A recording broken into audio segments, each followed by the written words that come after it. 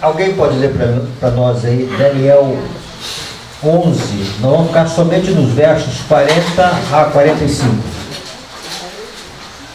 No tempo do fim, o rei do sul lutará com ele, e o rei do norte arremeterá contra ele com carros, cavaleiros e com muitos navios, e entrará nas suas terras, e as inundará e passará.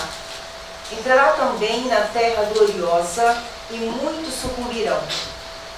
Mas do seu poder escaparão estes, Edom, Moabe e as primícias dos filhos de Amon.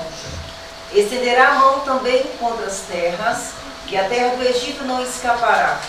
Apoderar-se-á dos tesouros de ouro e de prata, e de todas as coisas preciosas do Egito. Os líbios, os antíopes, os seguirão. Mas, pelos rumores do Oriente e do Norte, será perturbado, e sairá com grande furor, para destruir e exterminar a muitos. Armará as suas tendas palacianas entre os mares contra o glorioso monte santo, mas chegará ao seu fim, e não haverá quem o socorra. Essa profecia, ela é fácil de situarmos no tempo. Quando nós olhamos aqui o tempo, a primeira coisa que nós encontramos aqui, no verso 40, é a expressão no tempo do fim. E quando nós olhamos o capítulo 12, o verso 1, tem uma tradução que diz naquele tempo, ou nesse tempo, como diz a tradução aqui, se levantará Miguel, o grande príncipe, o defensor dos filhos do teu povo, e haverá tempo de angústia como nunca houve, desde que houve nação até aquele tempo. Mas naquele tempo será salvo o teu povo, todo aquele que for achado inscrito no livro. Então a profecia aponta o início dela. Nós estamos aqui somente retratando a partir do verso 40. Haveria muitas coisas que nós estudarmos aqui, vamos ficar somente com esses versos aqui, que são os versos assim, mais estudados com a nossa igreja. Então o tempo do fim é o início e vai terminar naquele tempo de angústia, onde Miguel se levanta para defender o seu povo. E ainda diz que naquele tempo será salvo o teu povo. E o povo de Deus, ele é definido aqui como aqueles que têm os seus nomes escritos no livro da vida do Cordeiro. Só isso aqui nós vamos fazer um estudo, o que seria esse livro da vida do Cordeiro, o que ele implica. Quando nós estudamos Daniel, nós nunca podemos esquecer essa máxima do Espírito de Profecia. Daniel é profecia, Apocalipse é revelação. Então, Daniel aponta e o Apocalipse ele vai revelar aquilo que foi apontado. Tempo do fim. O que seria isso? Essa expressão tempo do fim, ela vai aparecer aqui. No livro de Daniel, ela aparece em Daniel 8:17, Daniel 11:5, ela aparece em Daniel 12:4 e 9. Vamos partir aqui, Daniel, verso 4 do capítulo 12. Tu, porém, Daniel, encerra as palavras e sela o livro até o tempo do fim. Muitos o esquadrinharão e o saber se multiplicará. Então nós encontramos aqui que o livro de Daniel seria um livro selado. O que seria isso? Um livro fechado. Não seria um livro compreendido até o tempo do fim. E no tempo do fim, o livro seria aberto. No tempo do fim, o livro seria aberto. E o saber se multiplicaria. não é o saber aqui da ciência. O saber aqui é sabedoria para compreender o livro de Daniel. Às vezes a gente faz uma referência que a ciência ela multiplica, o saber se multiplica e faz uma aplicação para as coisas deste mundo. Parte ciência aí ela multiplicou muita coisa, tá? Mas aqui o texto aqui quer dizer para nós é a compreensão do livro de Daniel. No verso 9 diz que ele respondeu. Aliás, vamos ver o verso 8 também. Eu ouvi, porém não entendi, então eu disse: meu senhor, qual será o fim dessas coisas? Ele respondeu: vai, Daniel, porque essas palavras estão encerradas e seladas até o tempo do fim. Que tempo do fim é este? Então Daniel, ele apresenta para nós as duas maiores profecias em termos de tempo. Ele apresenta para nós os 1260 anos, que começa no ano 538 e vai até o ano 1798, e apresenta para nós as 2300 tardes e manhãs, que vai do ano 457 a.C. até o ano de 1844. O que nós podemos ter aqui como tempo do fim? O tempo do fim aqui é o ano de 1798. O que vai acontecer depois de 1798? Deus vai derramar luz sobre o livro de Daniel, para que o livro de Daniel pudesse ser um livro compreensível para chegar à última profecia em termos de tempo definido. Depois de 1844, nós não temos mais profecia de tempo definido. Qualquer coisa que nós fizermos em termos de tempo definido depois de 1844 é um malabarismo. Tá? Aí nós teríamos que estudar Apocalipse 10, que vai definir isso para nós. Não é um estudo aqui, tá? O que vai acontecer aqui nesse período? Veja que é um período de apenas 46 anos que Deus vai levantar Guilherme Miller, e o livro de Daniel ele vai ser compreensível nesse tempo aqui.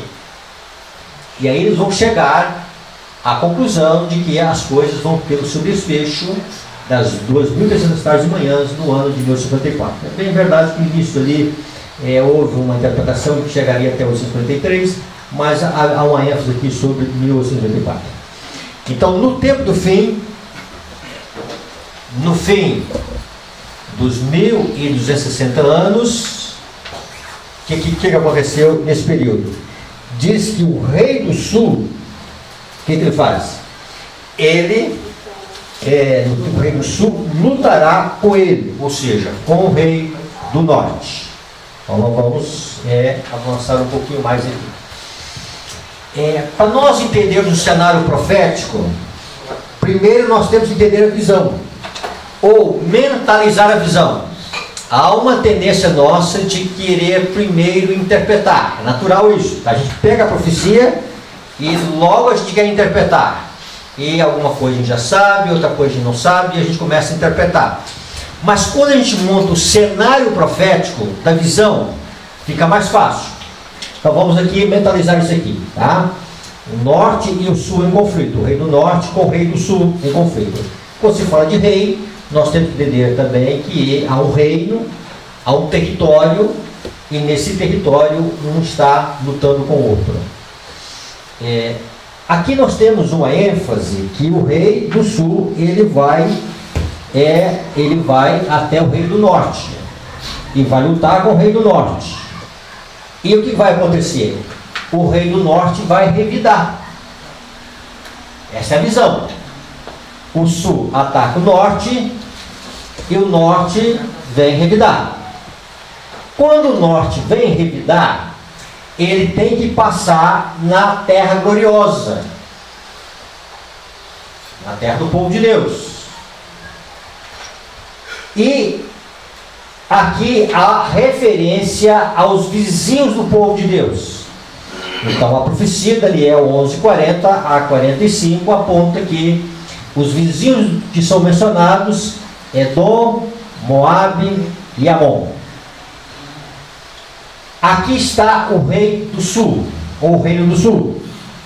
E os vizinhos do rei do sul são mencionados dois: a Etiópia e a Líbia.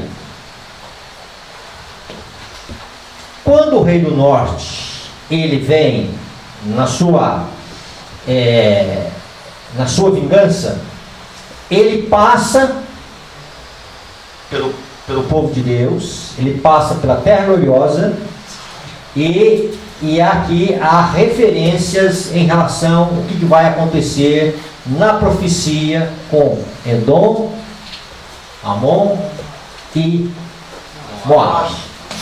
Isso a gente pode ver no verso 41.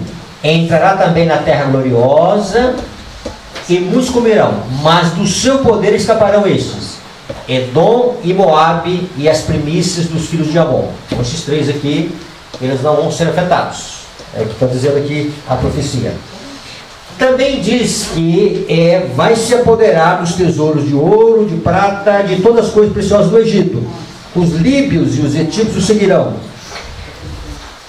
E a profecia agora aponta o desfecho. O desfecho agora é em relação ao Monte Glorioso. Tá?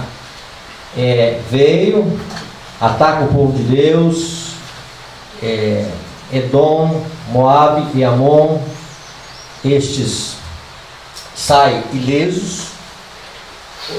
Dentro desse escapam, melhor dizendo. A última coisa é o Monte Glorioso. A última conquista do rei do norte é o Monte Glorioso. E quando ele está assim próximo a conquistar o Monte Glorioso, vem rumores do Oriente e do Norte. E aí é o desfecho da profecia. Então nós vamos ver na visão de Daniel, com a visão do Apocalipse das 7 últimas pragas, essa questão. Até então está tudo fácil, né? Tudo compreensível.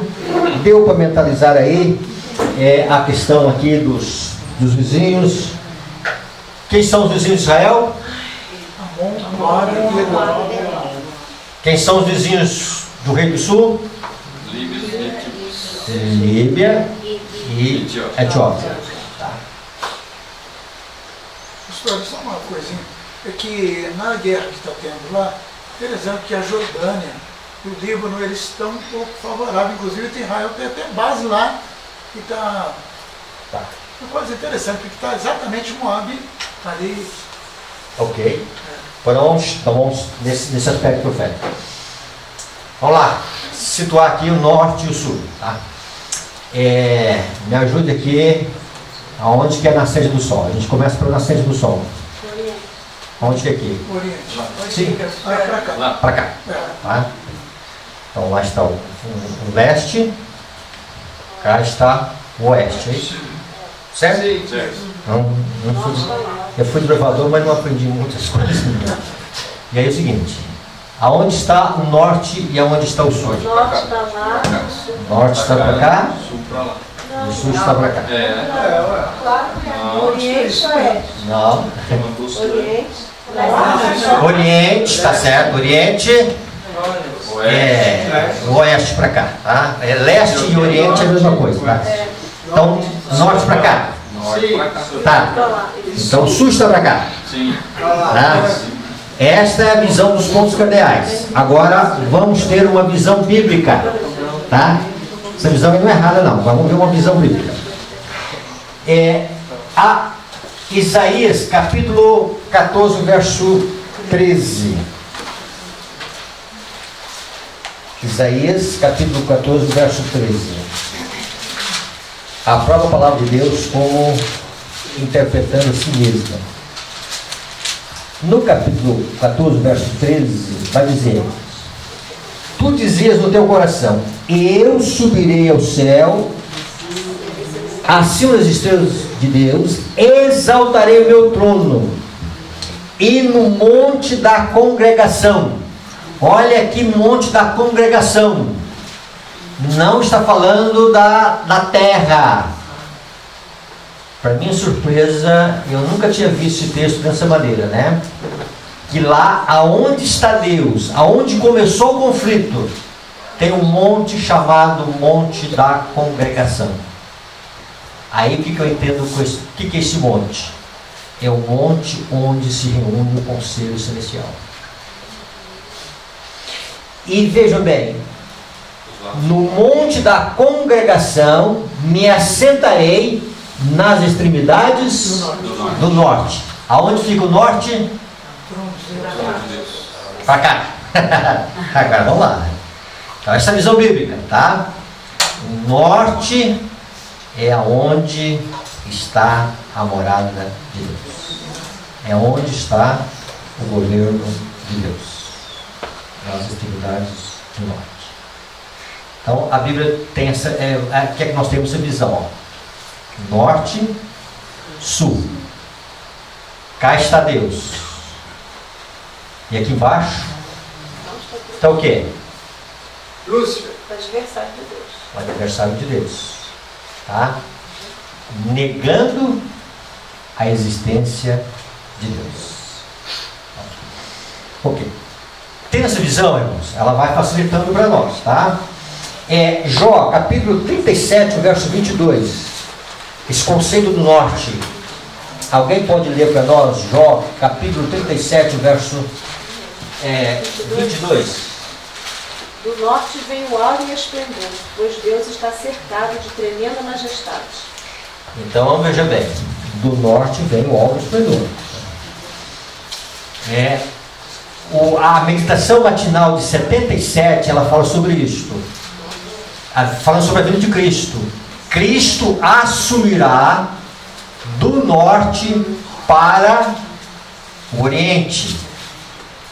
Ele sai do santuário celestial e assume o oriente. E do oriente até a terra. Consegue visualizar esses rumores do norte e do leste ou do oriente?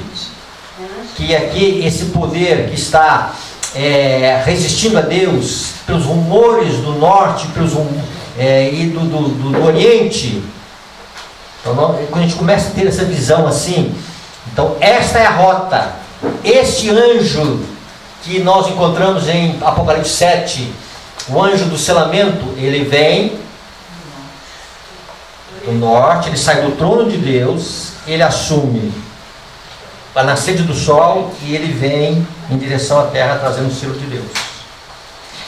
Quando nós vamos em Apocalipse 16, o secamento do rio Eufrates, ele vem e ele acontece pela vinda dos reis do Oriente.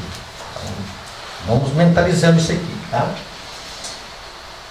Quando se fala do norte, Jeremias é o profeta que mais abrangeu essa questão do norte. São várias referências, nós não vamos lê-las no sentido assim, da sua totalidade. Mas vamos ver pelo menos aqui umas 3, 4 referências de Jeremias falando sobre a questão do norte. Jeremias 1,14. Disse-lhe o Senhor: do norte se derramará o mal sobre todos os habitantes da terra. Opa, do norte vem o mal. Tá? Então a terra sofre com a vinda do norte. Quando nós vamos agora, 6:1. Alguém pode ler para nós 6:1? Fugi, filhos de Benjamim, do meio de Jerusalém. Tocai a trombeta em Tecoa e levantai facho sobre Bet-Querem, porque do lado do norte surge um grande mal, uma grande calamidade. Ok. 4:6. Arvorai a bandeira rumo a Sião. Fugi e não vos detenhais, porque eu faço vir do norte um mal, uma grande destruição. Então, o povo de Deus está esperando um mal que ele vem do norte. 47:2.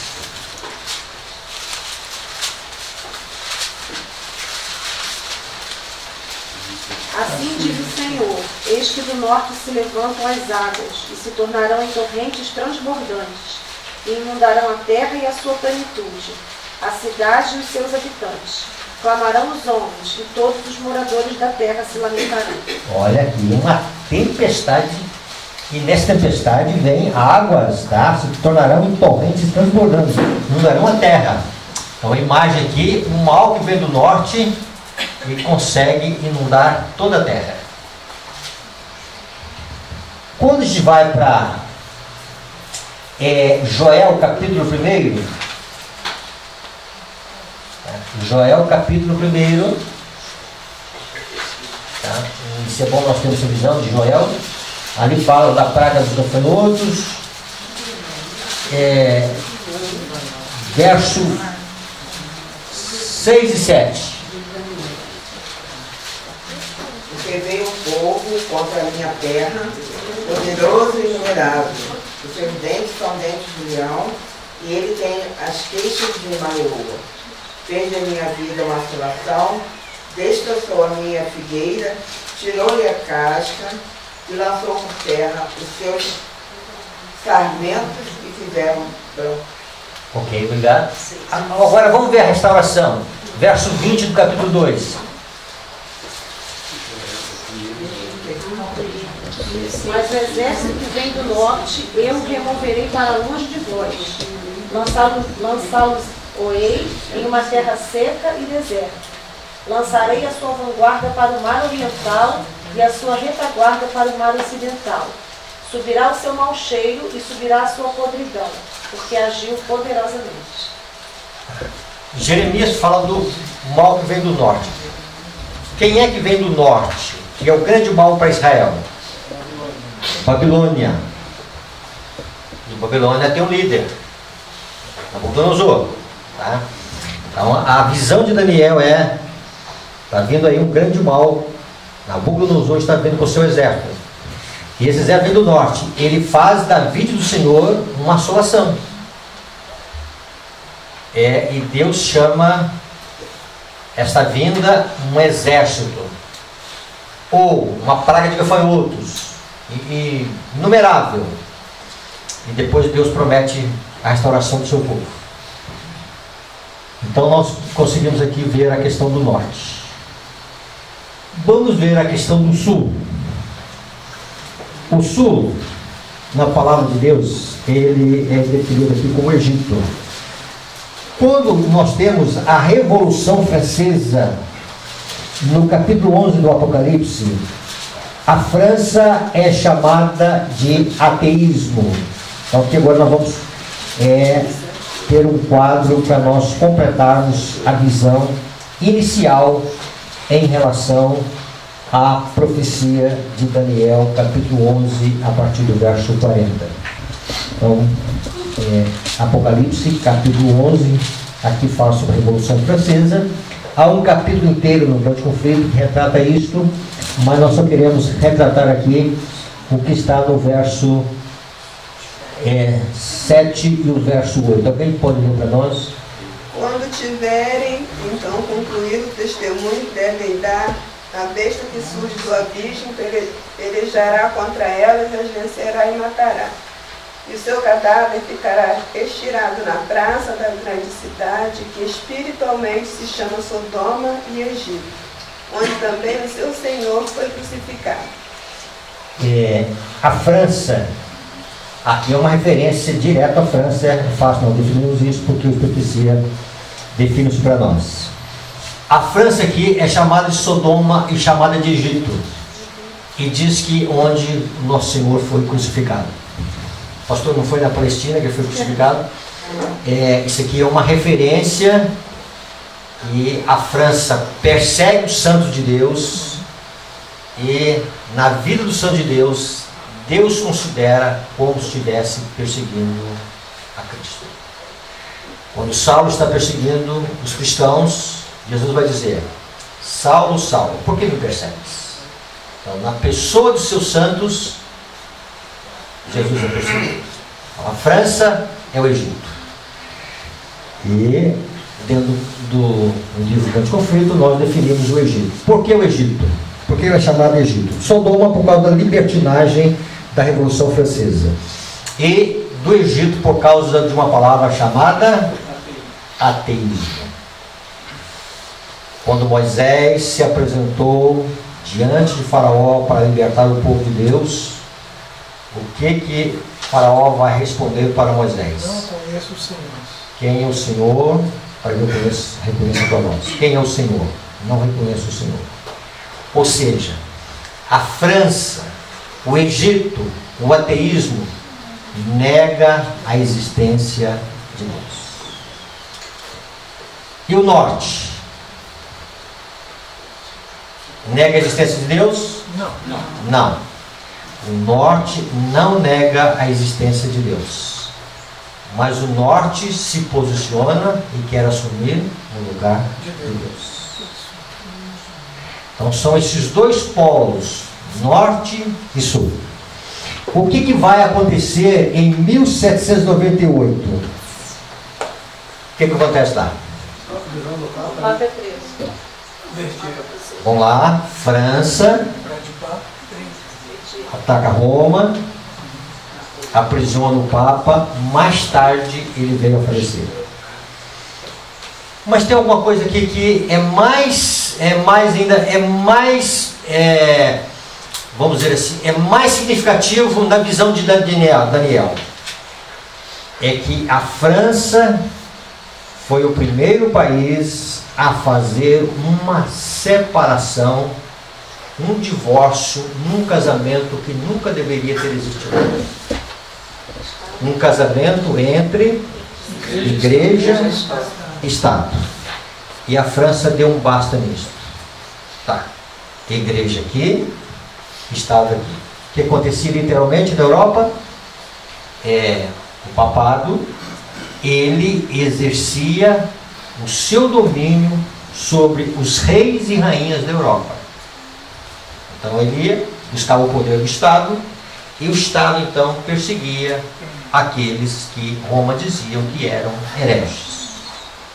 E a França agora, dizendo que a religião não deve ser a base da nação, muito pelo contrário, proibindo o culto, incentivando a imoralidade. Então ela faz esse rompimento entre igreja e Estado. Então esse foi a ferida de morte que Apocalipse 13 fala acerca de Roma, do Supremo Pontífice de Roma, onde ele sofre a ferida de morte. Deu para entender isso? Tá? Mas essa ferida de morte no Apocalipse, ela vai ser restaurada. E esse poder que sofreu afrontas, vamos dizer assim, sofreu ferida de morte, ele vem para reivindicar, ele vem para exercer vingança. Vingança em relação ao ateísmo. E vem para atacar o ateísmo. Quando se fala do ateísmo, nós temos aqui algumas ideologias que apontam, que são direcionadas ao ateísmo. Vocês conseguem visualizar quais são essas ideologias? Marxismo, comunismo, feminismo, fascismo, tá certo? Então vejam bem, são todas essas tendências que estão no campo social, no campo político, no campo das religiões, no campo das nações, há governos que dizem claramente, religião aqui é proibida. Podemos mencionar alguns países? Religião aqui é o quê? A religião, o cristianismo não é visto com bons olhos. China, Coreia, Cuba, Vietnã, pelo menos eles são assim, bem destacados e bem visualizados. E aí vem a pergunta: qual desses dois caminhos nós devemos posicionar? Mas nós temos posicionado, tá? E veja bem, qual desses dois caminhos nós devemos posicionar, tá? Um que diz que Deus é importante, a propriedade é importante, a família é importante, os valores da vida são importantes, ou um que diz que religião não é importante, aborto é uma questão de consciência, propriedade é uma questão que é relativo, o outro pode invadir. Se você está roubando porque você tem fome, não justifica uma prisão e assim por diante. Vocês conhecem toda essa abordagem das ideologias da esquerda e da direita.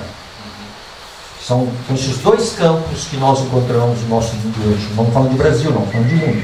Tá? E principalmente o mundo da Europa e da América. Por que o mundo da Europa e por que o mundo da América? Porque é justamente onde esses dois continentes, vamos falar América do Norte, Central e América do Sul, e Europa, onde impera o cristianismo. Tá? Então são países onde o cristianismo é aceito. A única exceção que nós temos dificuldades na América é Cuba. Uma coisinha desse tamanhozinho assim, tá? Que não faz muita volume em relação ao mundo. Dentro disso aí, irmãos, vamos voltar a Daniel no capítulo 11. Até então a profecia não tem grandes, vamos dizer assim, novidades para nós, tá? No capítulo 11, no verso 40, na outra parte do verso, então lá, no tempo do fim, em 1798, o rei do sul, o Egito, o ateísmo, tá? Vamos dizer o seguinte, a França ela é uma tipologia, tá? Mas aqui quando eu falo do rei do sul, não está falando de um país em si, está falando do ateísmo, de linhas gerais, tá? Então veja bem, então diz que o rei do norte, ele arremeterá contra ele, contra o rei do sul, ou seja, já é uma cena de revide. O rei do sul foi e atacou, agora é a vez do rei do norte atacar. E ele vem com três coisas. Ele vem com carros, ele vem com cavaleiros e com muitos navios. O que vocês conseguem ver nessas três coisas? Carros e cavaleiros aqui, o que é isso aqui? Exército. Tá? E o que são navios? Também navios de guerra. Não? Aí vamos para o Apocalipse. Comércio. Comércio. O que é quando a gente vai para Apocalipse 18, lá tem dois grupos que se usufruem do prestígio de Babilônia. Uns são os reis e outros são quem? Os mercadores. E os mercadores, eles são vistos no capítulo 18, tá? Eles são vistos no versículo 3, no versículo 11, e de uma forma bem direta e bem assim, definida para nós, interpretativa, que não deixa nenhuma dúvida, no verso 23. O que ele diz lá? Também jamais em ti brilhará luz de candeia, nem voz de noivo ou de noiva, jamais em ti se ouvirá, pois os teus mercadores foram os grandes da terra, porque todas as nações foram seduzidas pela tua feitiçaria. Ok. Guarde esse verso aí, e quando se fala desses mercadores, a partir do verso 12 fala das mercadorias. Fala uma série de mercadorias aqui, tá? E no verso 13 fala até almas humanas. Tá? Quando nós olhamos esses mercadores, eles vão transportar essa mercadoria. Então está dizendo no verso 17, porque em uma só hora, em um só momento ficou devastada a tamanha riqueza. E todo piloto aqui não é de avião, tá? E todo aquele que navega livremente, e marinheiros, e quantos labutam no mar, conservaram-se de longe. Então, vendo a fumaceira do seu incêndio, gritaram: que cidade se compara à grande cidade? E aqui no verso 23 diz que os mercadores foram o quê? Os grandes homens da terra. né? Então, irmãos, o poder econômico estará à disposição do Rei do Norte. Poder econômico e o poder do Estado. O que é o poder do Estado? O exército do Estado tem. Tá? O que é um Estado poderoso? Um Estado que tem um grande exército. Tá? Por isso que nós encontramos, tá? Jeremias e Joel vão dizer para nós que um exército que é comparado a uma praga de gafanhotos, e faz da vida do Senhor uma assolação. E esse exército que vem do norte, que vem de Babilônia, tá? Então ele vem com navios. Então, o poder do Estado e o poder do dinheiro. Quem são os grandes homens da terra? E aí nós podemos dizer que são aqueles que têm fortunas e são aqueles que também conseguem dominar as massas. São os grandes líderes religiosos que vão oferecer o seu prestígio para a sustentação de Babilônia, da grande Babilônia. Então, dentro dessa visão, irmãos, vamos continuar voltando a Daniel. Então, esse poder vem com cavalos, vem com cavaleiros, vem com navios e entrará na terra gloriosa. Opa! Então, veja bem. E não só entrará na terra gloriosa, diz o texto bíblico, que além de entrar, o que vai fazer? Vamos lá a Daniel, capítulo 11. Tá. E, antes disso, né? E as entrar na terra e vejam bem, e com muitos navios, e com muitos navios entrarão em suas terras, tá? E as inundará e passará. Olha aqui que Jeremias disse, né? Que vem uma grande torrente de águas, o mal vem do norte e faz um alagamento, tá? Uma obra de destruição. Entrará também na terra gloriosa e muitos sucumbirão. O que significa isso? Serão vencidos. Cairão, serão vencidos. Muitos serão vencidos. Tá? E o que vai acontecer? Mas do seu poder escaparão estes: Edom, Moabe e as primícias dos filhos de Amon. Por que esses três são mencionados e por que eles vão escapar?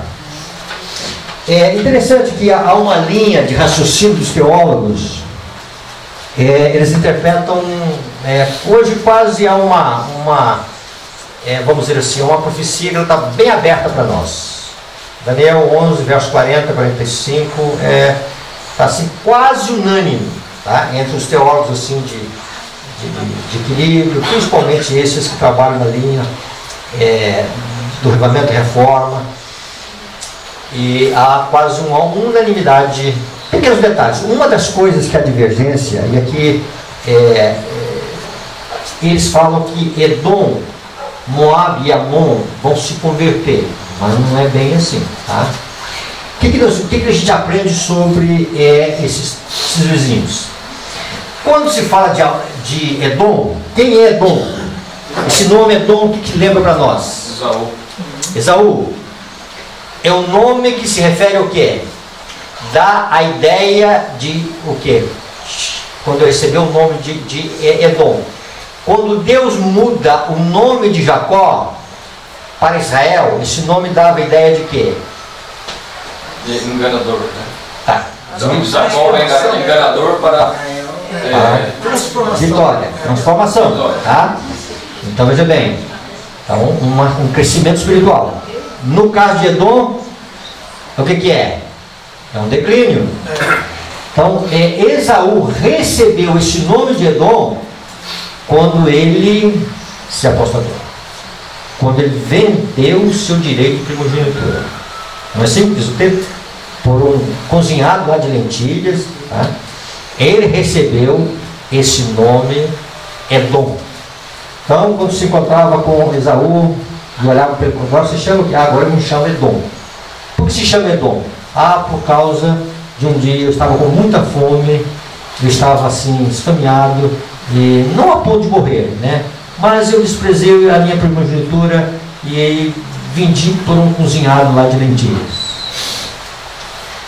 Primeira coisa que a gente tem que entender. Quando a gente vai para isso, interessante, se você fizer um estudo sobre Edom, Moab e Amon, você vai ver que Isaías faz profecia sobre esses três. Você vai ver que Ezequiel faz profecia sobre os três. Você vai ver que Jeremias faz profecia sobre os três. Você vai ver que Amós faz profecia sobre os três. E você vai ver que há um livro chamado Obadias que refere diretamente a Edom. Então Deus quer que nós entendamos quem é Edom, quem é Moab e quem é, vamos dizer, Moab e Amon. Edom, Moab e Amon, tá? O sentido de Deus ter uma queixa com Edom, porque Edom perseguiu seu irmão à espada. Olha o que está em Ezequiel. Porque se houve vingativamente para com a casa de Jacó. Judá. Judá. Quando você vai para Obadias, por causa da violência feita a teu irmão Jacó. Então, Edom apostatado e caído se torna um perseguidor de seu irmão. Quem é este que é perseguidor do seu irmão? Esaú, tá certo. Para onde a profecia aponta isso aqui? A igreja adventista, né? Não? Falso profeta. Falso profeta, ok. Não é assim, o Edom não é o irmão da igreja adventista apostatado que persegue a igreja adventista, não é isso? Sim. Quem seria esse irmão? Na profecia? Os protestantes. O protestantismo é apostatado. A nossa origem não é a reforma? Sim. Protestante? Tá? A nossa história começou lá com Lutero, justificação pela fé. Tá? O que Deus queria fazer com as três mensagens angélicas? Principalmente com as duas mensagens angélicas. Uma reforma espiritual na reforma protestante. Mas eles não aceitaram. Eles não aceitaram, rejeitaram a Cristo. Apostataram. Pelos prazeres transitórios do pecado, rejeitaram a Cristo e abraçaram o mundo. Eles são perseguidores, não? Então, a mensagem da perseguição, ela virá pelos nossos irmãos. Então, veja bem, a igreja protestante, ou as igrejas protestantes, elas tiveram dentro do lado obscuro da imposição do inimigo sobre os 1260 anos, ela teve as bênçãos de Deus. Deus foi levantando reformadores. Estudamos sobre isso. Esses reformadores, essas igrejas que saíram da reforma, elas tinham as bênçãos de Deus. É só você ler o grande conflito, você vai ver isso, tá? Então elas tinham as bênçãos de Deus, eram igrejas de Deus, eram as professas igrejas de Deus. Só que elas não tinham toda a luz. Então uma tinha uma doutrina, outra tinha outra doutrina correta, outra tinha outra doutrina e tal. Quando Deus chama essas igrejas, no contexto da primeira mensagem angélica, chamando a atenção para a volta de Cristo, separar-se do mundo, elas vão rejeitar. E aí se torna a queda de Babilônia. Quando se fala em Apocalipse 14:8 sobre a queda de Babilônia ali Apocalipse 14:8 não é uma queda do catolicismo. Ali é uma queda do protestantismo apostatado. A primeira apostasia veio lá na época de Constantino, tá? Quando alguém quer assumir o lugar de Cristo. E aí a formação apostólica romana já foi uma formação não de queda, mas já nasceu, vamos dizer assim, caída, tá? Agora não, a igreja protestante caiu. Deus chama essa igreja E essa a reforma protestante e na primeira mensagem angélica do livro de Daniel é entendido que eles deveriam atender o chamado de Deus. Então, não entenderam. Então, é um processo de queda, é um processo de apostasia. E esse processo de apostasia chega ao seu ponto final perseguindo o povo de Deus. De perseguidos, passa a perseguir o povo de Deus. Por isso, Edom não é atingido. Por quê?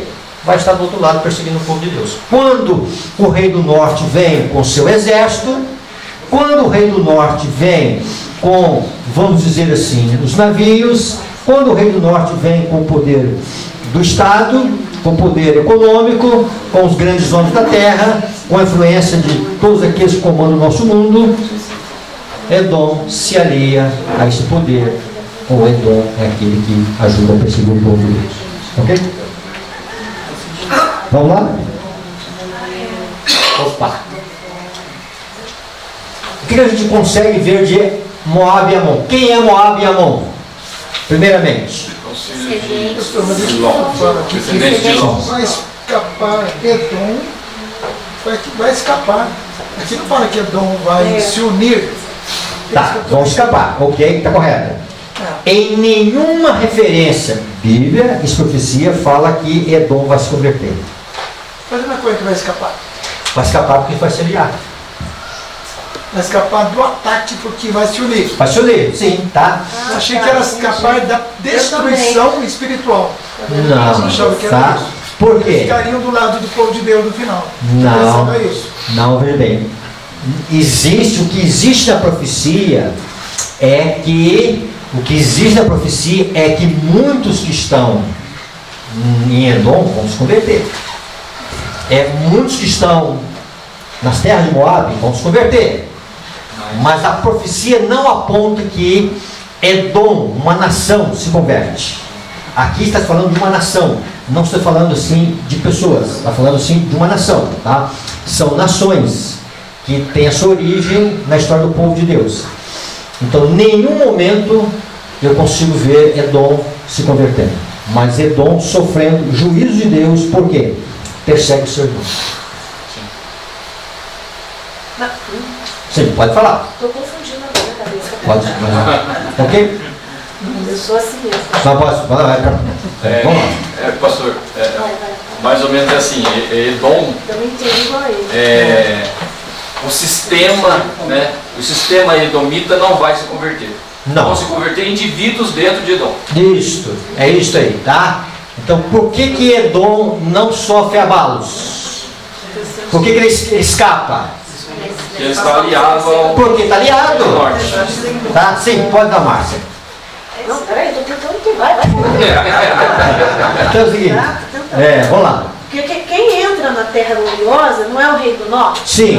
Que é Babilônia? Tá, Sim. ele entra no Reino do Norte. Tá, ok, vamos lá. Deixa eu só voltar aqui, tá? Aí entrará também na Terra Gloriosa. Tá, então veja bem, aqui ó. Olha o mapa Mas aqui. do seu poder escaparão eles. Isso, então vamos lá. Tá, vamos lá. Então do norte vem para atacar o sul.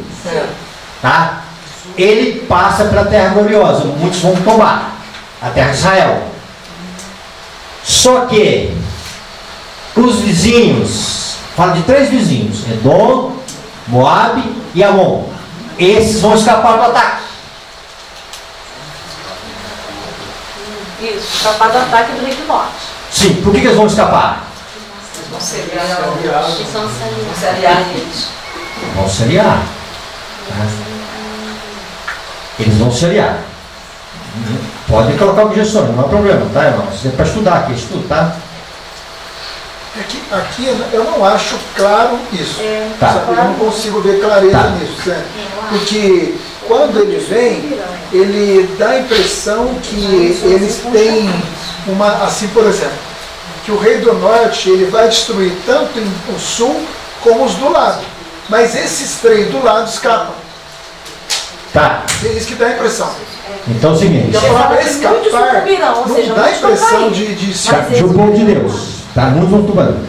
E também escaparão estes: Edom, Moabe e Amon. Porque, olha só, pastor, Um grupo lá do povo de Israel, que é do sul, ele vai escapar não, ele vai sucumbir. O que sucumbir, o que não sucumbir, vai ser vitorioso. Então seria para mim escapar. Tá.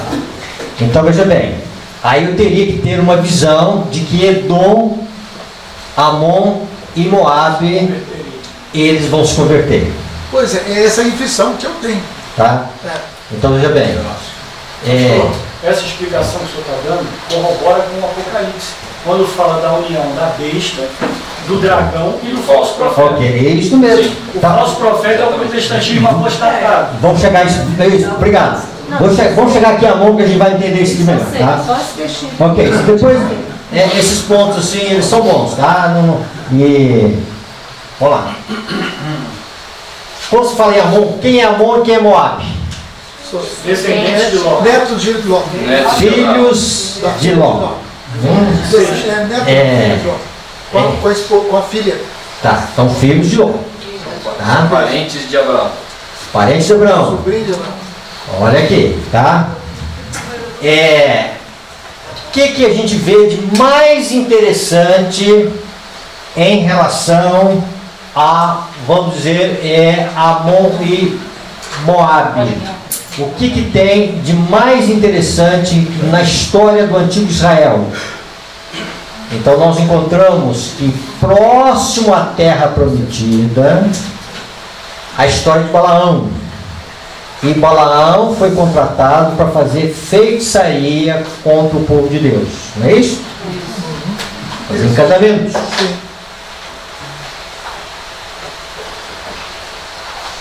Aí o que vai acontecer? Aí quando Balaão vai falar, em vez de sair encantamento, maldição, só sai bênçãos. E ele vai dizer que contra Jacó, contra o povo de Deus, não vale, não funciona o encantamento. Aí, por sugestão de Balaão, fizeram lá uma festinha. E no livro de Números diz que eram moabitas e medianitas. Só que em Neemias falam que também os amonitas estavam ali. Tá? E amonitas e moabitas assalariaram Balaão para fazer um despacho. Tá? Contra o povo de Deus. Quando nós vamos lá para o Salmo 105, verso 28, também se ajuntaram moabitas e amonitas a Baal Peor e comeram o sacrifício dos ídolos mortos. O que significa isso? Espiritismo. Espiritismo. Está entendendo por que eles vão escapar? Porque eles vão ser guiados. Agora ficou mais claro. Estão entendendo por que eles vão escapar? Os outros creem na imortalidade da alma. Tá? Então vejam bem. Olha o que Deus disse: nenhum amonita nem moabita entrará na Assembleia do Senhor. Isso aí direto. Tá? A não ser que se converta, né? Então vejam bem. Então Moabe e Amon são povos cuja religião é o quê? Espiritismo. Então vai estar aliado o poder estatal, o Rio do Norte vem com o poder estatal, o poder econômico, o poder do protestantismo apostatado e o poder do espiritismo. Fez sentido? Sim. Por isso eles vão escapar. Tá? Não vão sofrer ataques. O rei do norte não vai mexer com o protestante, nem com o espírito. Você pode crer no que você quer, não há problema. Isso é um aliado nosso.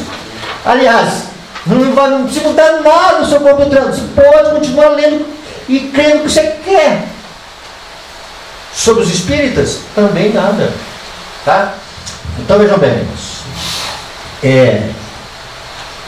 Quando a gente vai para Moab e Amon, eles vão ter um desfecho em 2 Crônicas.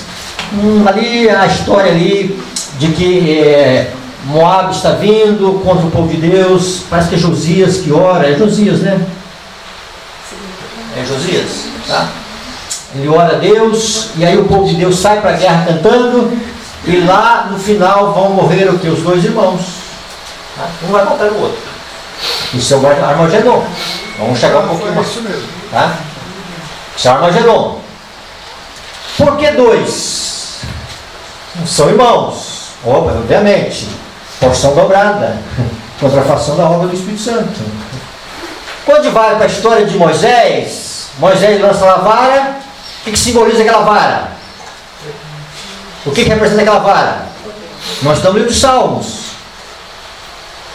O salmista, Davi, no Salmo 23, diz: a tua vara e o teu cajado me consolam. Essa vara é símbolo de quê? Hein?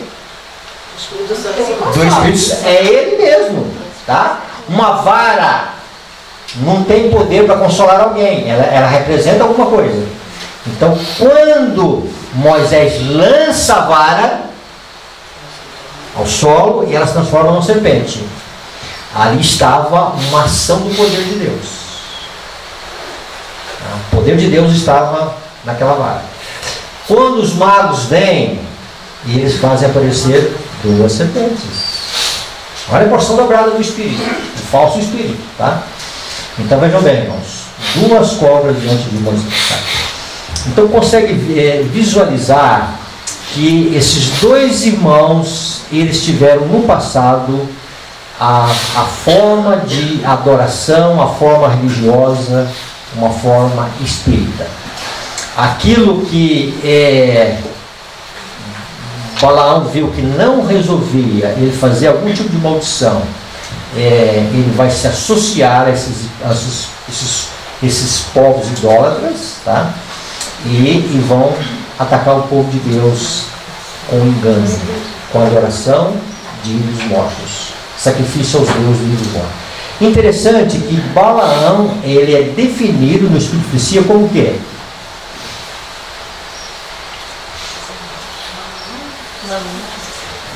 Patriarca e profetas. Profeta o quê? Apostatado. Então, profeta apostatado busca a forma de seduzir o povo de Deus através do Espiritismo. Irmãos, a história se repete. Ela é tipológica. Por isso que eu entendo que Edom e Amon e Moabe é o protestantismo e o espiritismo juntos, escapando do ataque do Reino do Norte. Por quê? Estão juntos. Se eu não posso com o meu inimigo, o que eu faço? Simplesmente assim. Tá? Vamos aceitar Tá? É porque elas já tomam do rio da sua prostituição. Tá vendo? Mas também é o seguinte, é um estudo aí, eu posso estudar mais, posso um dia chegar e dizer, eu errei, tá sobre isso, tá? E o Egito? Quem são os inimigos do Egito? É ateísmo. Quem são os braços direitos do Egito? A Etiópia e a Líbia. Vamos ver se a gente conta alguma coisa sobre a Etiópia e a Líbia aqui? Vamos ler algumas passagens aqui, só para a gente entender isso. 2 Crônicas 12, 2. Mas antes de fazer uma pergunta para vocês. Quando você vê um país ateísta, comunista, se quiser definir, pode ser também, o que tem de forte num país ateísta? Você olha assim, tal país, me cita um aí desses que você citou. União Soviética. A União Soviética tem uma abertura. Eu não chamo o presidente, Coreia. mas é um ditador. A Coreia. Tá. O presidente é um ditador. Quem? O ditador. Além do ditador, o que você consegue ver de forte na Coreia? Exército. Exército. Poderia militar. Faça uma pesquisa. Interessante que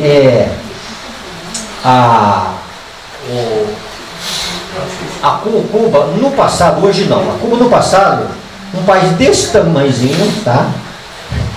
Com população desse tamanho e um exército assim. Hoje não tanto, vamos ter que entender. Tem dinheiro para isso. Então é o seguinte, então é o seguinte, usa o exército para impor sua ideologia. Esse é o sentido. Isso. Tá? Então vamos lá. 2 Crônicas 12, 2 e 3. Alguém pode ler para nós aí, tá? No ano quinto do rei Roboão, Sisaque, rei do Egito, subiu contra Jerusalém porque tinham transgredido contra o Senhor, com 1.200 carros e 60.000 cavaleiros. Era inumerável a gente que vinha com ele do Egito, de líbios, suquitas e etíopes. Opa! Então, o poder bélico, o poder estatal, o poder do exército está a favor do Egito, para atacar o povo de Deus. Ok? 16:8. Acaso não foram os etíopes e os líbios, grande exército, com muitíssimos carros de cavaleiros? Porém, tendo tu confiado no Senhor, ele os entregou nas tuas mãos. Ficou claro esse sentido de exército, poder do Estado? Então, quem são os maiores aliados do Egito? A Etiópia e a Líbia. Seus cavalos, seus carros, seu exército, numerável, seu poder. Quando você vai para Ezequiel 38:5, o que tem lá? Até-se a Etiópia e a Líbia com eles franceses, com escudo e elmo. Ó, escudos. Olha mais o sentido aí, tá? Ok. Jó 28:19.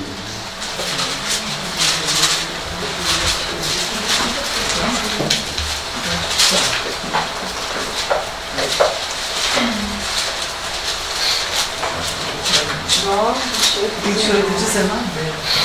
Tá. Não se lhe igualará o topázio da Etiópia, nem se pode avaliar por ouro puro.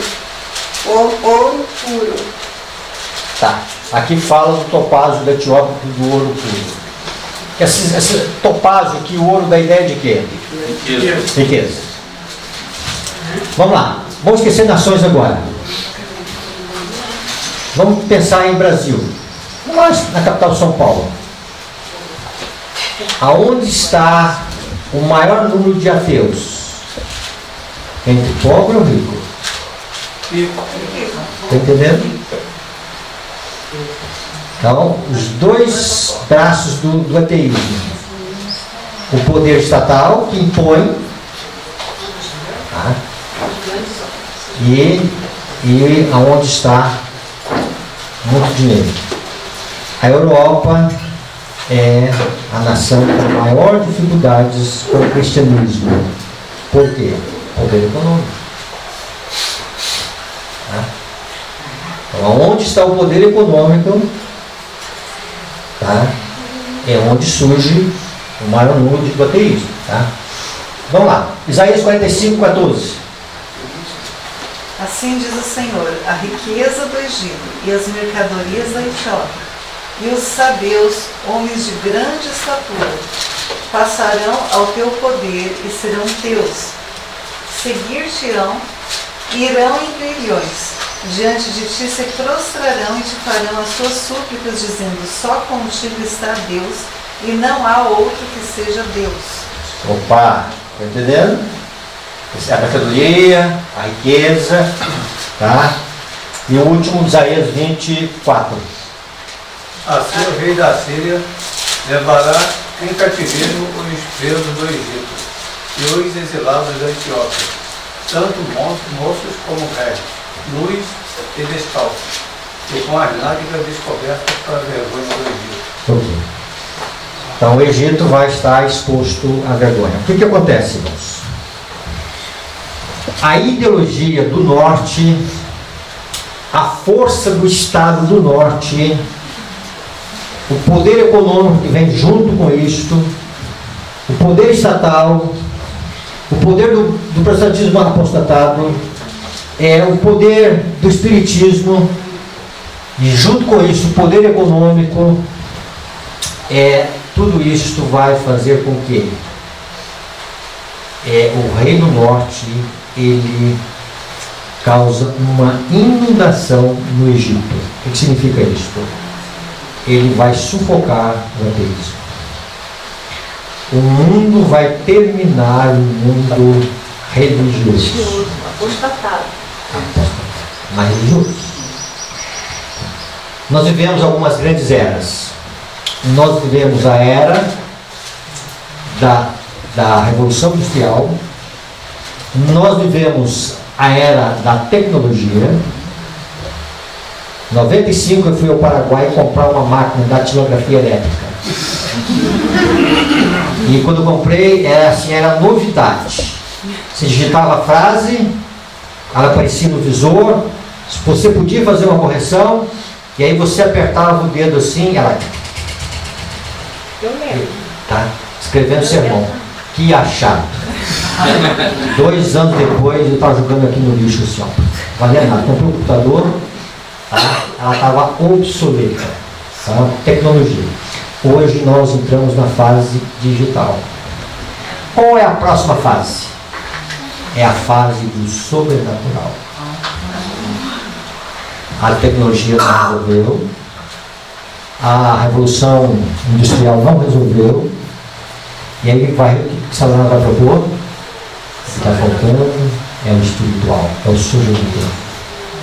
Aí o espiritismo vai entrar em cena. E isto vai o quê?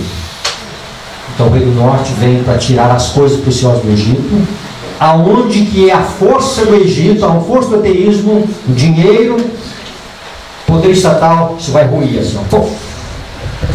Então o comunismo está com seus dias contados. Amém. A direita não se mudar. O norte, falou, eu não entendi bem a última frase. O comunismo está com seus dias contados. Ah, sim. Tá? Mas não se luta. Tá? Isso é o desfecho. Tá? Isso é o desfecho. Isso é o desfecho. Sim? A ideologia da direita vai engolir a ideologia da esquerda. Vamos lá. A ideologia da direita não vai engolir. Ela está engolida.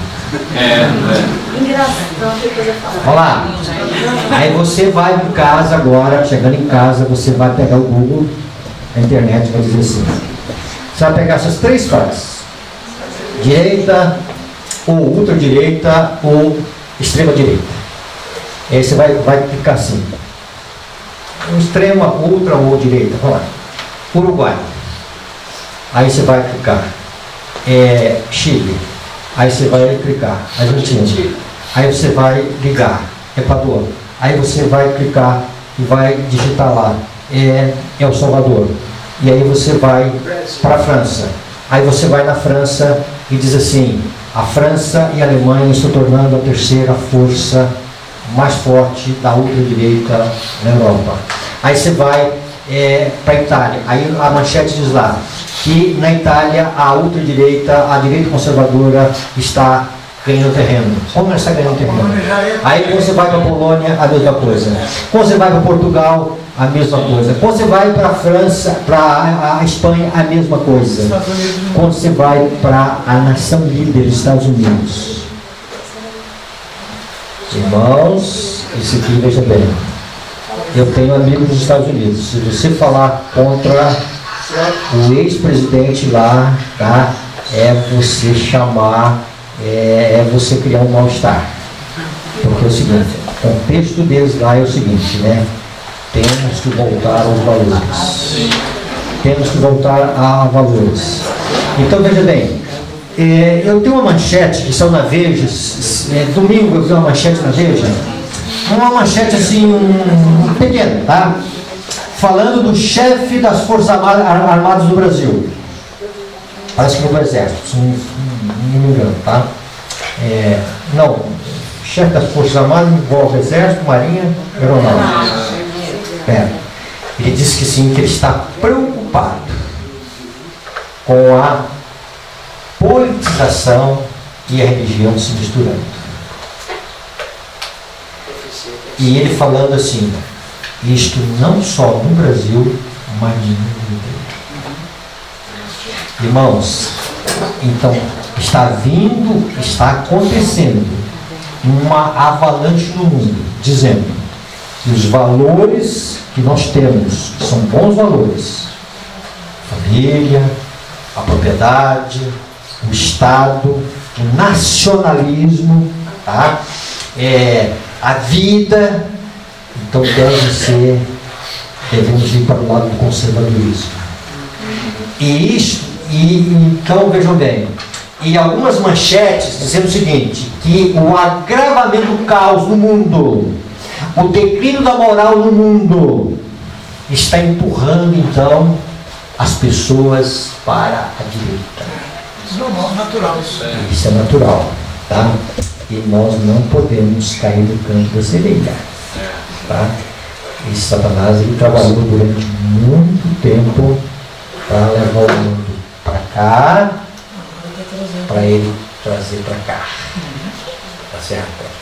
E aí a gente acha, olha, agora é de solução. Não tem, tá? Não tem, tá? Não tem solução, tá? Tanto a direita, como o sul, como a direita impondo mais adiante, bem próximo de nós, o Estado impondo a religião sobre nós, é tão maléfico como é o ateísmo, tá? Então Roma vem para impor religião sobre a humanidade. Adoração imposta. E no final é até pior do que a esquerda. É pior. Pior do que a esquerda. E a esquerda vai ruir seu poder econômico, a Etiópia, a Líbia, não vai resolver nada. Então é o seguinte, a última coisa então agora, o Monte Glorioso. O que é o Monte Glorioso? Olha aqui. Joel define o Monte Glorioso como sendo, que Monte Glorioso seria este? Por Joel 2:1. O que seria o Monte Glorioso? Tá? Ok. O que seria esse Monte Glorioso? Como é que ele é definido na palavra de Deus? Monte Sião. Abra aí em Isaías 24 e o último verso do capítulo 24 de Isaías. 14:13. Tá? É o monte da congregação. Esse monte não definido, tá? Então a história de Deus é de um monte. Isaías fala de um monte. Eu não falo o nome desse monte.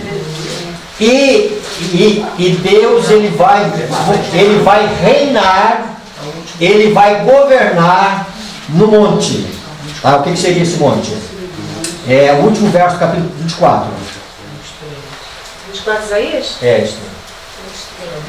A lua se envergonhará e o sol se confundirá quando o Senhor dos Exércitos reinar no Monte Sião e em Jerusalém, perante os seus anciãos haverá glória. Então, o Monte Sião, ele vai permanecer.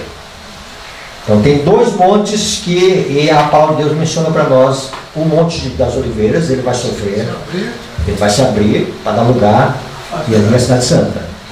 E o Monte Sião, ele permanecerá para sempre. Quando você vai para primeiros escritos, a primeira visão que a irmã White teve, ela viu a Cidade Santa e ela viu um templo no Monte Sião. E aí ela quis entrar. E o anjo disse, não, só os 154 mil entra aqui, tá? Então, veja bem, um monte, e ela viu um templo, não um templo de adoração, tá? A adoração vai ser em Jerusalém, de um salto ao outro, a Nova Jerusalém, nada deve ser de Jerusalém, de um salto ao outro, de um mês ao outro, tá? Nós vamos adorar o Senhor. Por que de um mês ao outro? Para comer do fruto da árvore, dar o seu mês de fruto de mês em mês, tá? E do sábado. Então nós estamos só ensaiando aqui no sábado. Quando o Senhor reinar sobre o Monte Sião, perante os seus anciãos, anciãos no Apocalipse são componentes do Conselho Celestial. É o governo de Deus, o Conselho Administrativo de Deus. Miqueias novamente fala que o Senhor vai reinar no Monte Sião, o Senhor vai governar no Monte Sião.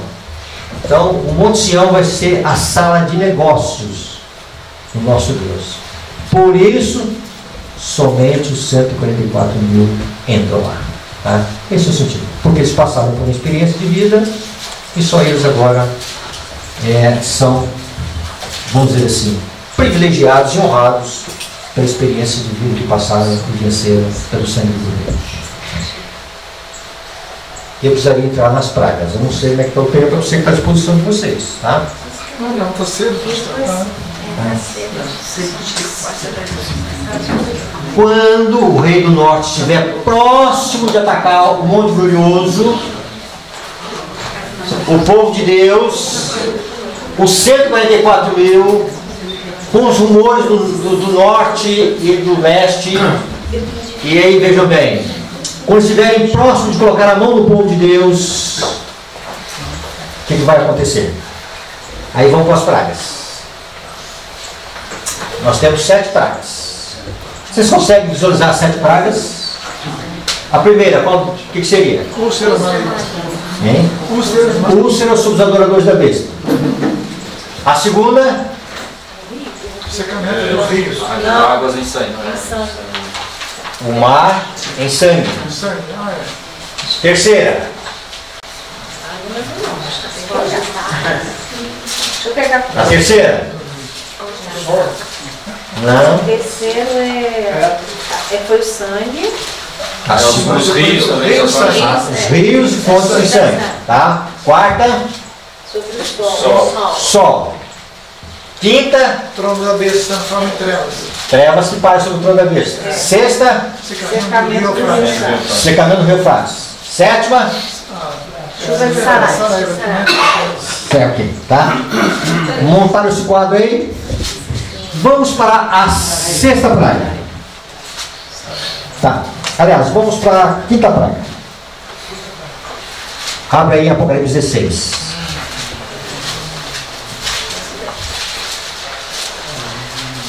Apocalipse capítulo 16.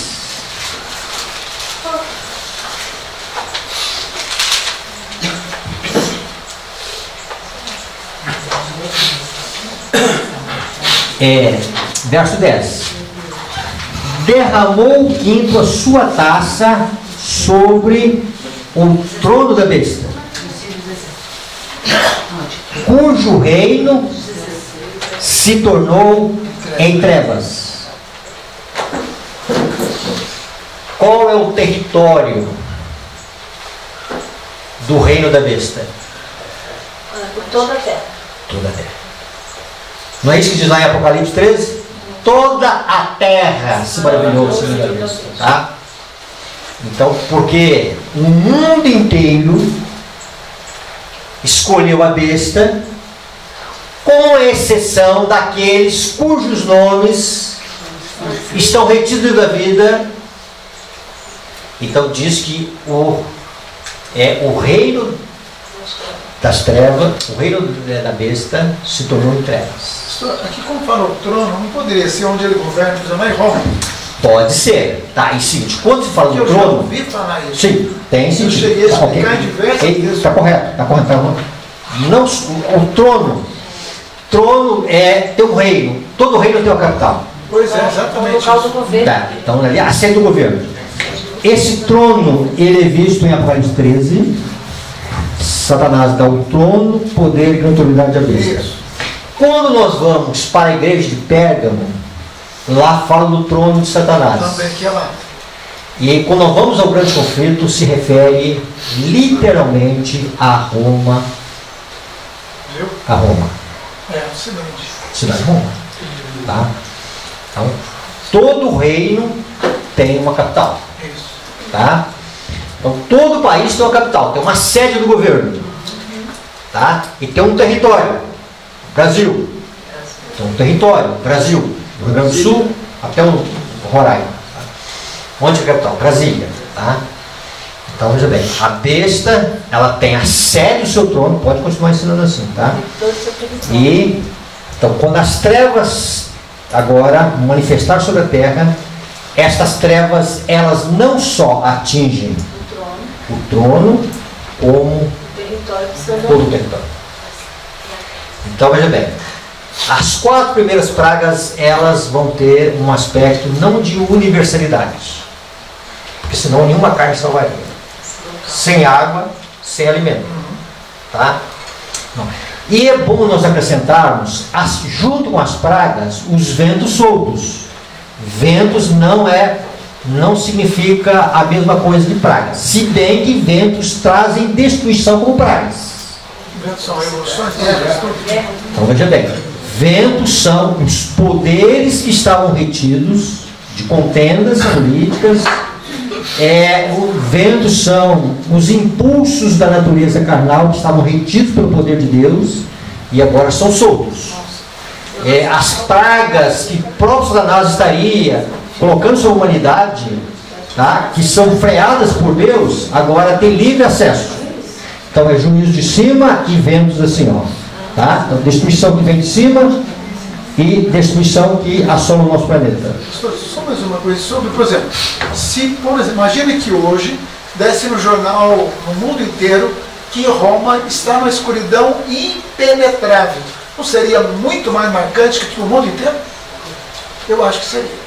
Mas vamos entender por que a Bíblia diz que o mundo inteiro está na trevas. Porque eles amam as trevas. Vamos chegar lá, tá?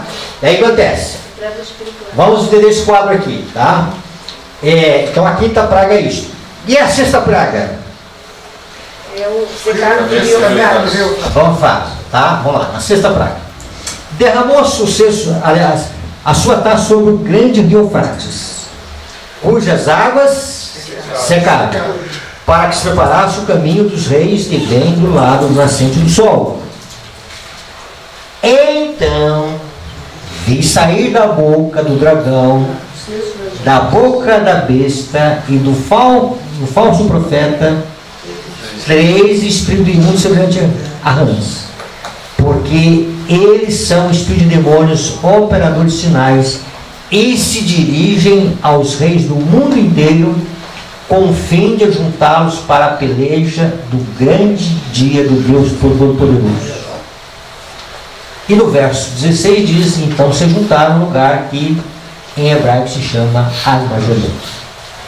A sexta praga, ela é o secamento do rio Eufrates. E o que mais? Quando se fala aqui desses espíritos semelhantes a rãs, eles estão aqui na sexta praga. Mas não é aqui que acontece. Vamos ver isso. Mas por que estão na sexta praga? Então João está relatando para nós aquilo que é o desfecho final. Por que tem uma luta definitiva agora entre o bem e o mal, e ali estão todos os reis da terra?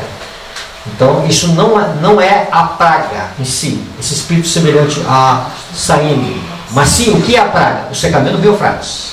Então isso aqui é uma nota explicativa. Vamos entender por quê, tá? E a sétima praga é o que acontece? É um grande terremoto, uma voz que vem de cima, a terra treme, afeta a estrutura da terra, e também uma grande saraivaia. Ficou claro isso? Decreto de morte. Aonde está o decreto de morte? Olha lá, capítulo 16, verso 4. Alguém poderia ler para nós, a partir do verso 4, capítulo 16, a terceira praga? Derramou o terceiro a sua taça nos rios e nas fontes das águas e se tornaram sangue. Ok, continua lendo. Então ouviu o anjo das águas dizendo: Tu és justo, tu que és e que eras o santo, pois julgastes estas coisas, porquanto derramaram sangue de santos e de profetas. Também sangue lhes tem dado a beber, são dignos disso. Ouvi do altar que se dizia: certamente, ó Senhor Deus, Todo-Poderoso, verdadeiros e justos são os teus juízos. Ok. Várias coisas aqui. Então está ocorrendo a terceira praga. Tá? E junto com ela estão os ventos aí. E o mundo agora começa a solucionar o problema da Terra. E eles verão que se matar os santos, eles terão solução para o planeta chamado Terra. Então toda a desordem, toda a catástrofe que está acontecendo no mundo, toda a imoralidade, todo o mal que avançou, a fome, a miséria, se destruir o povo de Deus, soluciona.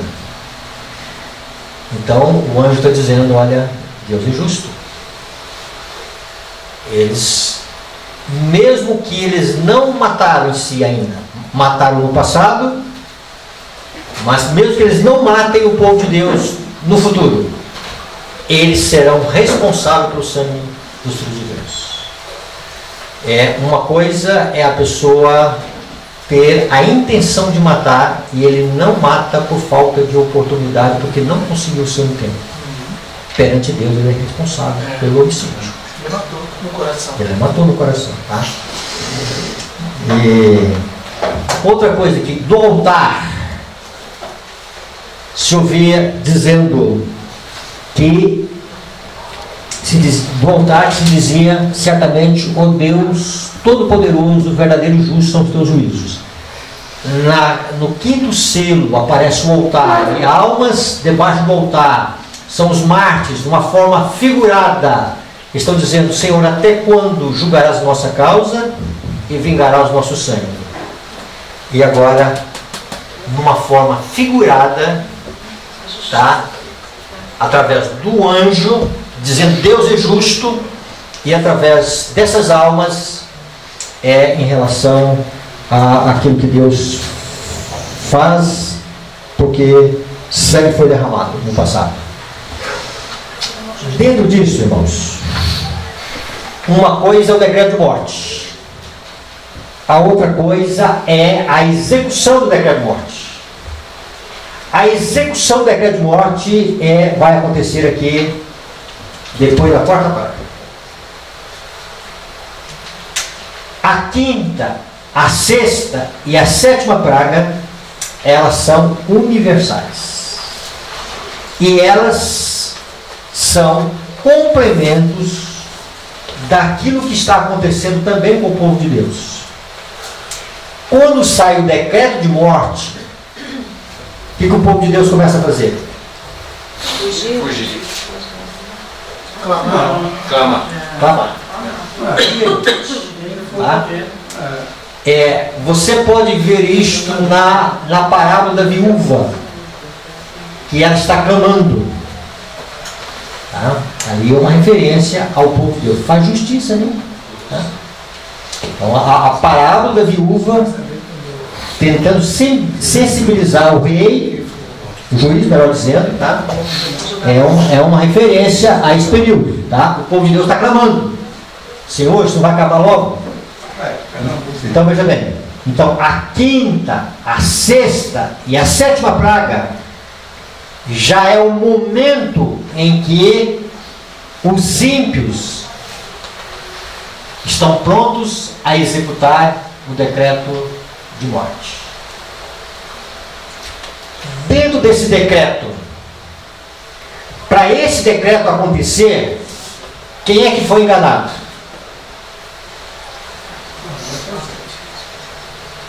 Olha que perguntas. Hein? Responde? Se errar? Hein? O povo todo. Está o povo todo. Quem está perseguindo? Os reis da terra.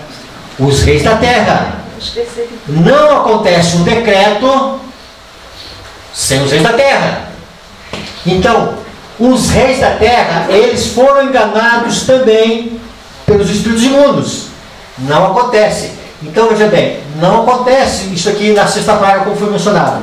Acontece ali na terceira praga. Entendeu?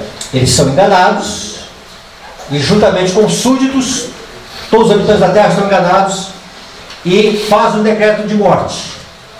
E as coisas continuam acontecendo, tá? E a terra está sendo assolada, e o sol está castigando, e o sol está queimando, e eles decidem executar o decreto de morte. Então, uma coisa é o decreto de morte, a outra coisa é a execução do decreto de morte. Vamos lá, Daniel 11. O que Daniel 11 aponta? Quando o rei do norte estiver ali nos mares, tá? Vai mirar um monte glorioso. O alvo dele é o monte glorioso. É os 154 mil. São os santos vivos que estão nessa ocasião aqui, que recebem o decreto de morte. Por isso que Daniel 12 diz: naquele tempo Miguel se levantará. E como é que Miguel se levanta? Tá? Então vejam bem, quando estiverem prontos a pegar o povo de Deus, aí você vai ler o grande conflito, que vai trazer esses detalhes lá. O que vai acontecer? Vai ter uma escuridão. Do nada a terra tem um negro. Trevas. O que aparece? Depois, a lei de Deus. Estou resumindo aqui, tá? Que é o secamento do rio Eufrates. Então eles estão ali no campo do Armagedon, tá? A peleja do grande Deus Todo-Poderoso.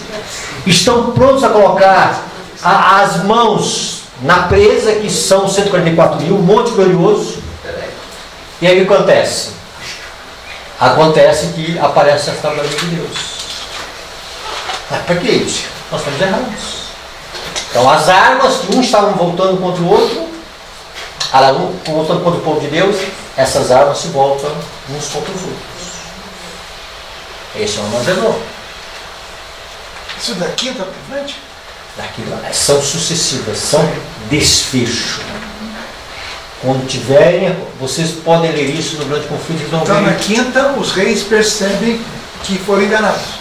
Tá. Na sexta. Na sexta, sim. Cai as trevas. Negou. Aí eles param de apoio a Roma, no caso. Tá. Quando estiverem para colocar as mãos nos filhos de Deus, sim, escurece tudo. Trevas. Isso. Logo adiante aparece a lei de Deus no céu. E aí eles vão ver aonde erraram. Então essas armas que estavam apontadas para matar o povo de Deus, eles usam agora para matar uns aos outros. É isso que acontece na 2 Crônicas 20. Tá? Um irmão está matando o outro irmão. Para de apoiar. Moab e Edom e Amon. Então veja bem, então é uma carnificina geral, tá? Eles vão ver tarde demais aonde erraram. E aí vem a 7ª praga, que é um anúncio das vezes. Então veja bem, na 7ª praga, quando vem essa voz do céu, essa voz do céu, ela desperta os mortos que morrem na ressurreição especial. Ela ressuscita esses mortos. Essa ressurreição especial. Então a 5ª e a 6ª e a 7ª praga é o desfecho. É o ápice. É o clímax das 7 últimas pragas. Tá? Trevas, o secamento do rio Eufrates, e a voz de Deus, e os efeitos que a voz de Deus cria aqui na terra. Tá, ok? Ó, os enganos de Satanás, tá? Não é aqui na 5ª praga que é o engano. Não é na 6ª praga que é o engano. Mas pastor, está na 6ª praga o engano lá. Tá? Para explicar por que chegaram a esse ponto. Aqui já é trevas, lei de Deus aparecendo e a voz de Deus falando, tá? E vindo saraivada, e vindo terremoto, e vindo uma série de coisas. Então, os enganos de Satanás, eles começam a ter o seu ponto de desfecho dentro das 3 primeiras pragas. Podemos até dizer da 4ª praga. E o Espiritismo, então, vai avançar, e o último ato de Satanás vai ser imitar a vinda de Cristo. Nesse tempo que Satanás imita a vinda de Cristo, o mundo já pertence a Satanás. Lógico, enganou, está enganando e continuar enganando. Então, a missão dele é enganar. Mas ele tem um alvo. Enganar a quem? O povo de Deus. Os 154 mil, os escolhidos, os eleitos de Deus. Tá? E ele vai tentar enganar o povo de Deus em cima da reação do povo de Deus. E qual é o que o povo de Deus faz com que ele vai se apresentar como Cristo. Estão clamando pela volta de Jesus. Estão clamando pela volta de Cristo. A falsa vinda dele acontece. E ele vai se manifestar como resposta às orações dos santos. Então isso não acontece nem na quinta, nem na sexta e na sétima praga. Tá? Então esse engano ele vai ter o seu ápice até a quarta praga. Daqui para frente já é desfecho, já é clímax. Fazer o engano, se desfazer. Tá? Aqui é o seguinte, a humanidade vai colher os resultados do engano. Tá? E são momentos decisivos. São momentos rápidos aqui. Aqui é bem claro, tá? Aqui é uma coisa atrás da outra, assim, é o desfecho final. Pastor. Sim, só, vou terminar o raciocínio aqui, aí nós vamos lá, tá? Aí os enganos, demônios, Satanás, já falamos. Só 2 textos aqui para a gente terminar, eu vou dar a oportunidade de citar. Vi os santos deixarem as cidades e vilas, reuniram-se em grupos e viveram nos lugares mais solitários da terra.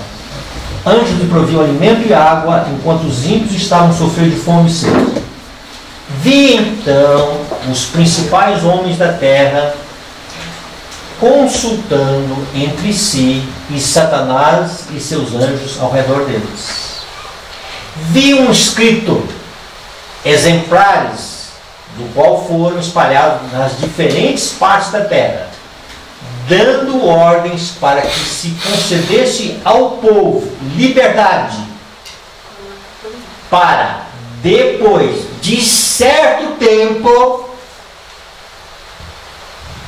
matar os santos, a menos que eles renunciassem sua fé particular. Mas veja bem, então tem um tempo, tem um decreto e tem um tempo. Depois desse tempo, vamos marcar a data. Depois desse tempo, aí sim, você pode matar. Você pode tirar a vida, tá? Se eles não renunciar à teimosia. Quando isso acontece, esses reis da terra, esses grandes da terra, já estão enganados.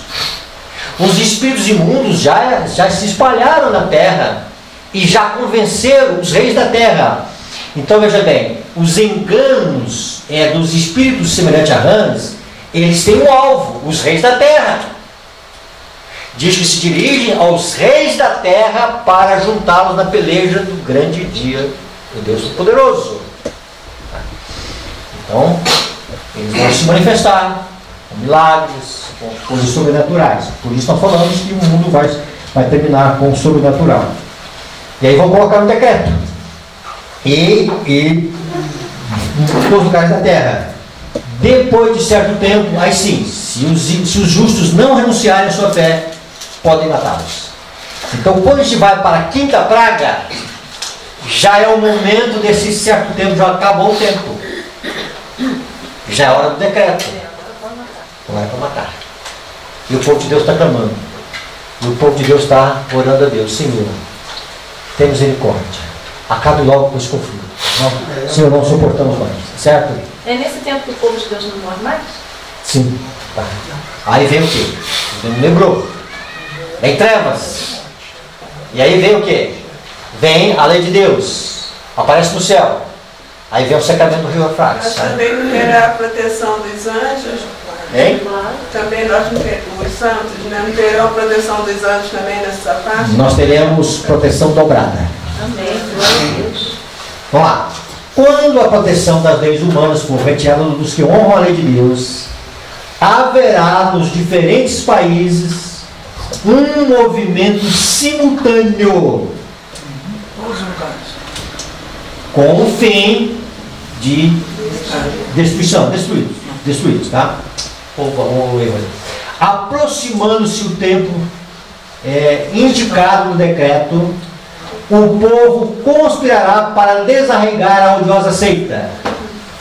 Resolver-se-á dar em uma noite um golpe decisivo, que faça silenciar por completo a voz de sentimento e reprovação.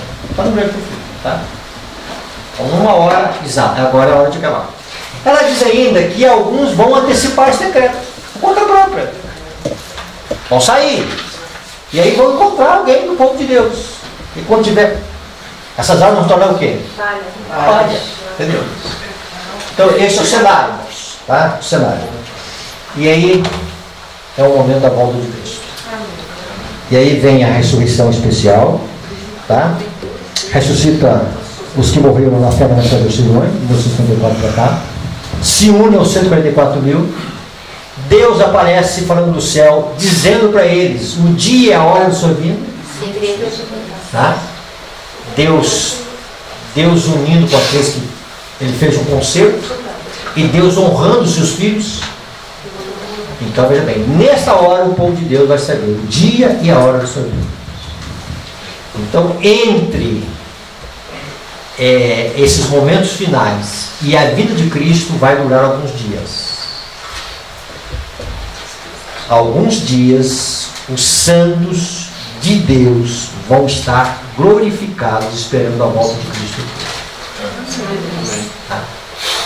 Neste período, Satanás não tem mais o poder de molestá-los. E diz que a sinagoga de Satanás vai reconhecer que Deus está Deus sempre deu certo. Então vem a volta de Cristo e Cristo vem para buscar os seus. Este é o cenário de Daniel 11. Lógico que algumas coisas resumindo aqui, tá? Quando o rei do norte, com todas as forças que estão disponíveis para atacar o Monte Glorioso, para atacar os 144 mil, Deus intervém. Por isso que Daniel 12 diz: naquele tempo Se levantará Miguel para defender o seu povo. Tá? E Miguel se levanta de uma forma,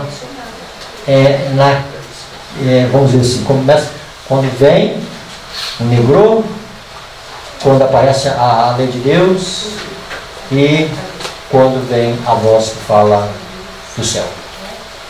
Esse é o cenário final. Ok? Vamos lá.